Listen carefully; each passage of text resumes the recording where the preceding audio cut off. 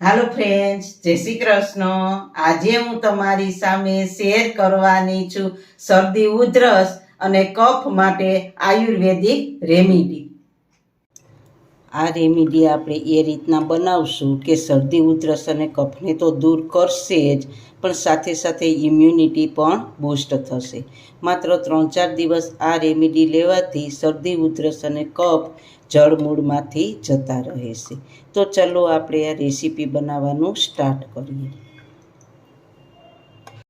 શરદી ઉધરસ અને કફ માટે રેમેડી બનાવવા માટે મેં અહીંયા સામગ્રી તૈયાર કરી છે. તો તેમાં છે 1 ટીસ્પૂન મરી, 1 ટીસ્પૂન અજમા, 1 ટુકડો તજનો, 2 ટેબલસ્પૂન મધ, 1 ટેબલસ્પૂન આદુનો રસ, 2 ચપટી હળદર પાવડર અને 1 ચપટી સંચળ પાવડર.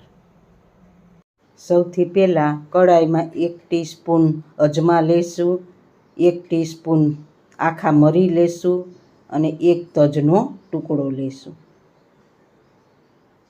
આ ત્રણેય વસ્તુને મીડિયમ ટુ લો ફ્લેમ ઉપર શેકી લઈએ. બળી ન જાય તેનું ખાસ ધ્યાન રાખવાનું છે. જો મસાલા બળી જશે તો તેના ગુણધર્મો આપણને નહીં મળે. માત્ર થોડીક શેકવાની સુગંધ આવે અને લાઇટ કલર આવે એટલે ગેસની ફ્લેમ બંધ કરી દઈશું. મસાલા આપણા સરસ રીતના શેકાઈ ગયા છે. શેકાવાની સુગંધ પણ આવી રહી છે અને કલર પણ થોડોક ચેન્જ થઈ ગયો છે. તો આને ગેસની ફ્લેમ બંધ કરી દઈશું અને ઠંડા થવા માટે રાખી દઈશું.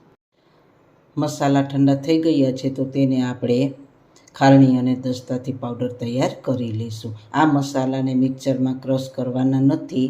આપણે ઘણા મસાલા મિક્સરમાં ક્રશ કરવાથી મસાલાના ગુણધર્મો નાશ થતા હોય છે, એટલે આપણે દવામાં ફાયદો કરતા નથી. એટલે આપણે આ રીતના ખાલણી અને દસ્તામાં વાટીને પાવડર તૈયાર કરીશું.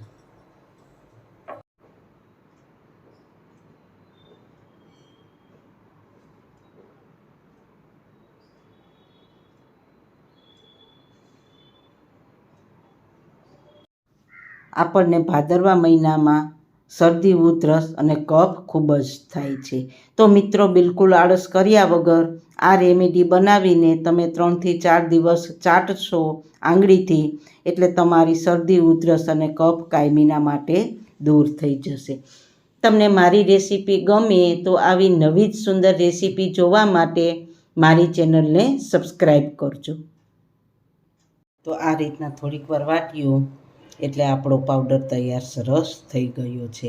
તો તેને આપણે એક બાઉલમાં ટ્રાન્સફર કરી લઈએ. આ પાવડરને તમે એરટાઈટ ડબ્બામાં ભરીને સ્ટોર પણ કરી શકો છો. જ્યારે તમને શરદી ઉધરસ જેવું લાગે ત્યારે ફટાફટ મિનિટમાં બનાવીને ઔષધિમાં લઈ શકો છો. 2 ટેબલસ્પૂન મધ લેશું. મધ એકદમ ચોખ્ખું જ લેવાનું.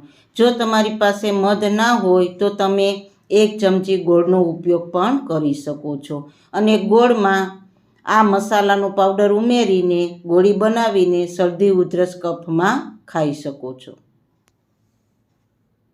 મધમાં 2 ચપટી હળદર પાવડર ઉમેરીશું.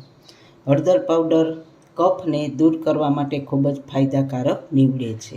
1 ચપટી સંચળ પાવડર ઉમેરીશું. તે પણ કફને તોડવામાં ખૂબ જ ફાયદો કરે છે. 1 ટેબલસ્પૂન આદુનો રસ ઉમેરીશું. હવે છેલ્લે આપણે મરી, અજમા અને તજનો પાવડર તૈયાર કર્યો છે તે આપણે 5 ચપટી નાખીશું. તો આ 1 ચપટી જેટલું છે તો આપણે 5 ચપટી નાખવાનું છે.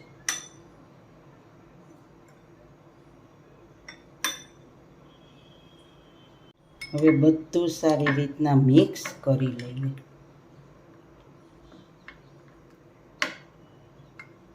આને કઈ રીતના કેટલા પ્રમાણમાં લેવું તે હું તમને હમણાં બતાવું.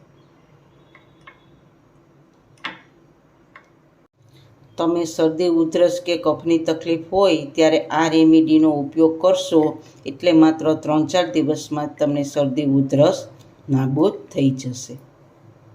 બાળકો માટે 1/4 ચમચી રેમેડી ચટાડવાની.